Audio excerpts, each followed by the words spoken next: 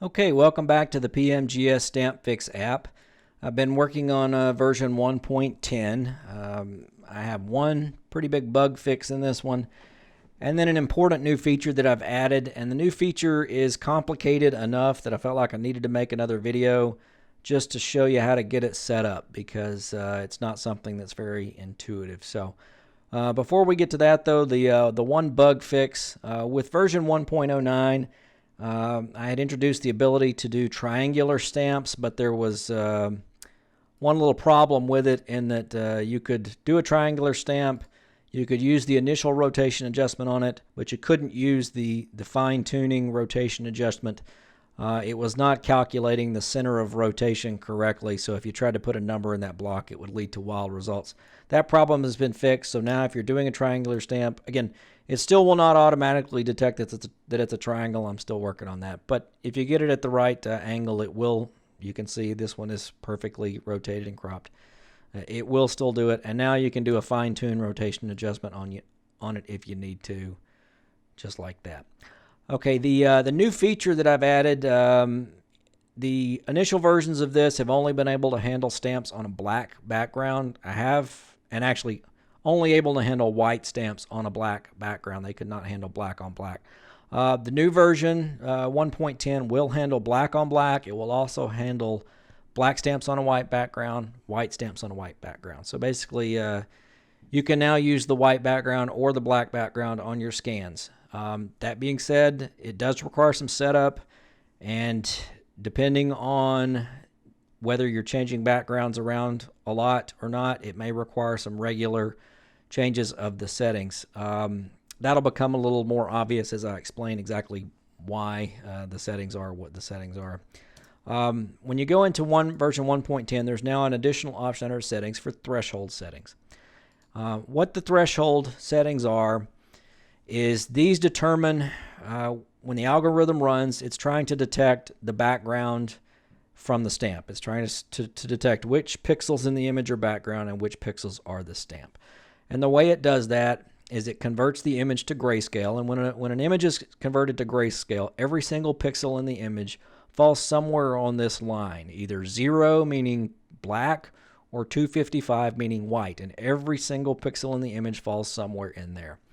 What the threshold setting does is it sets an arbitrary number, and the algorithm looks for it and goes, for example, if you're using a white background, I've got it set to 240 here. So 240 is my threshold for a white background. That means anything that's whiter than 240, so anything from 240 to 255, is going to be considered background. And anything that's lower than 240, meaning it's blacker than 240, is going to be considered stamp. And vice versa, if you're using a black background, I've got it set at 100, which means anything blacker than 100 is going to be considered background, and anything lighter than that is going to be considered stamp. The trick with getting this to work correctly is finding the right settings for these two boxes. And it's going to vary. There's no way I can really program it in ahead of time. It's going to vary simply because there are different shades of black and different shades of white that people use as a background on their stamps, and the window for what is the correct setting can actually be fairly small. If you're scanning white stamps on a black background, which is, for example, just like what I have right here, white stamp on a black background, that's the way I normally scan all of mine because I don't really have many black stamps, and I don't use a white background. The window is actually very large. This number can potentially be as low as 50, as high as 150. There's a lot of margin for error in that particular number. The same goes if you're scanning black stamps on a white background, then this number has a very large window for which it will still produce accurate results. Where the window gets really small is if you're scanning black on black or white on white. Then finding the correct number in these is extremely important because the margin for error is very small. I've been playing around with it, so I know what the correct settings are for my particular scanner background. And in some cases, that window is as large as maybe 3 to 4 numbers. For example, I'll show you one here in a minute that the right number is 214. I can go as low as 212 and as high as about 216, but anything outside of that range will not produce accurate results. So A lot of it, when you start using this, if you're scanning white on white or black on black, a lot of it is going to be just some trial and error early on to find exactly what the right setting is for your particular background. And it's going to vary even amongst white backgrounds because, for example, if you use a scanner lid, it will be one shade of white. If you use a piece of paper, it's a different shade of white. I'll show you how I discovered that by trial and error here in just a minute. So right now I know that these are the right settings for my particular demo here, but I'll show you how I change those as I go along. Okay, first we're going to do a white on white, and this is an image that was provided to me by one of my beta testers as part of this process. And you can see with it set at 240 on the white on white threshold setting, it produces a nice clean rotation with a good padding that's just about right. I've got it set at 5, and that's just about 5. So a nice, clean, good result.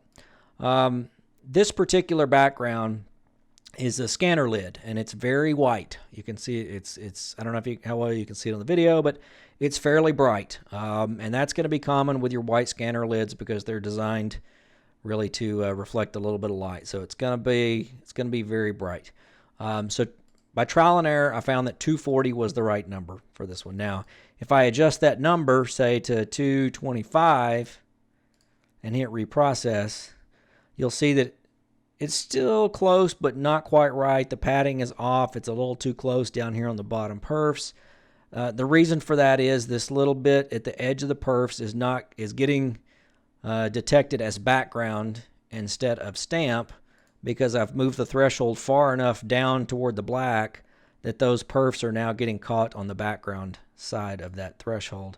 And if I go all the way down to say 200, you can see it loses the perfs altogether because it thinks that this white around the edge where the perfs are is actually background because the colors of the perfs happen to be closer to the background. They're above the threshold setting. So a lot of it is trial and error just to find exactly what the right number is to produce an accurate result. And once you get the right number for your particular background, you should be able to just leave it there and not have to mess with it. But now, like I said, I use a black background on my scanner. So as part of my testing, I took a white piece of paper and I laid it over some stamps and tried to scan it with a white background. And I'll show you here. Looks kind of like this.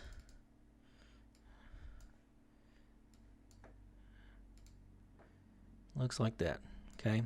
Now you'll notice compared to the one that was provided by a beta tester that was done with a scanner that actually has a white scanner lid, this is not really white. It's more of a grayish, bluish, off-white, and you can kind of see some of the fibers in the paper.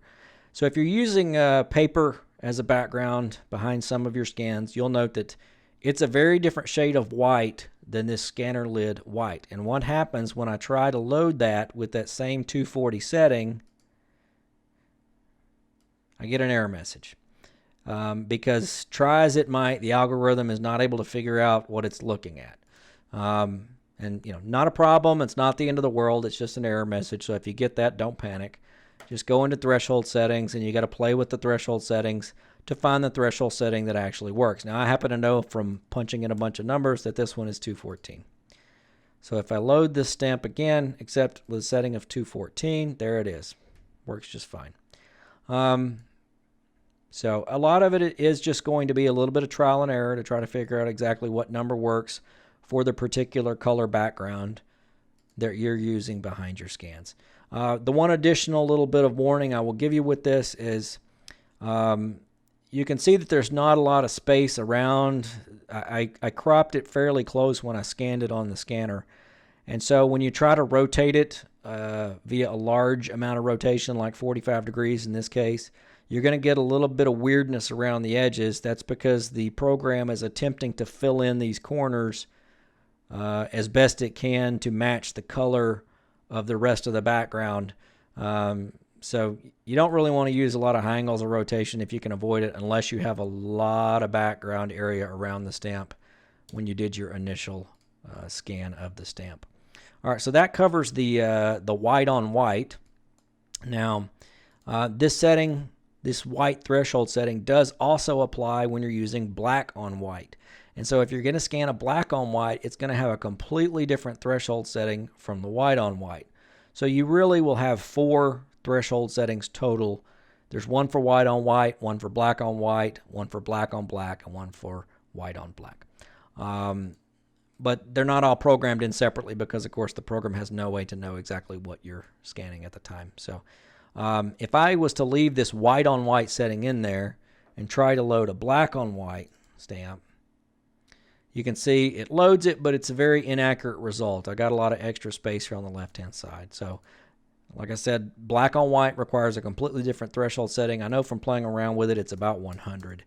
And with regards to white on black or black on white, the ones that are really easy for the algorithm to work because there's not a lot of confusion between the perfs and the background, 100 appears to be a fairly good number for both of those. So if I set them to 100, there it goes. It's a pretty good result. It's still a little bit off. I need to fine tune it because it's a little bit too close on some of the perfs around the edges. I could probably go, maybe, let's try 90. No, that's not either. I'm not gonna waste your time while you watch me play and find the exact right number for that one, but you get the point. Now, with regards to the black settings, all right, right now I've got it set on 100. 100 for me is a number that works really well with just a plain old white on black. Looks just like that, works like a charm. Now, if I'm going to do a black on black, I happen to know that my threshold setting needs to be about 35. Let's take that exact same stamp, except now black on black. 35 gives me a nice clean result. If I had left that setting where it was at 100, which is what I would use for a white on black, and I try to run the black on black, it's going to produce an inaccurate result. It's cropped off the top and the left side of the stamp. So bottom line is, it's going to require some playing with it to get the settings exactly where you need them to be. But if you find the right settings for whatever background you're using, you shouldn't have to play with it a lot for it to just work properly. Oh, I changed the wrong setting there. Yeah, there we go. So I can do any of these now with just a minor adjustment in the threshold settings. So now you can actually do white on white, which is what I had quite a few folks requesting. I didn't realize how many people actually scanned on a white background. So give it a try. Figure out exactly which setting works best for the particular shade of white or black that you use on your background. Get that setting set in. You shouldn't have to change it very much unless you're changing backgrounds behind your scans. The app will actually detect whether it's a white background or black background, or attempt to detect it. It does a pretty good job in most cases. And use whichever threshold setting is appropriate. So if you have, for example, some stamps with a white background and some stamps with a black background all in the same folder, theoretically you can batch process the entire folder and it will be able to tell which ones have a white background, which ones have a black background, and process them appropriately. The only time it will have a problem is if you have, for example, white stamps on a black background in the same folder with black stamps on a black background, because they both have a black background, but they require wildly different threshold settings. So that wouldn't necessarily produce accurate results on all of them because, of course, you can only have one threshold setting at any one time. So, but give it a try. If you have any questions or problems, feel free to hit me up, and I'll see if I can work you through them. But enjoy.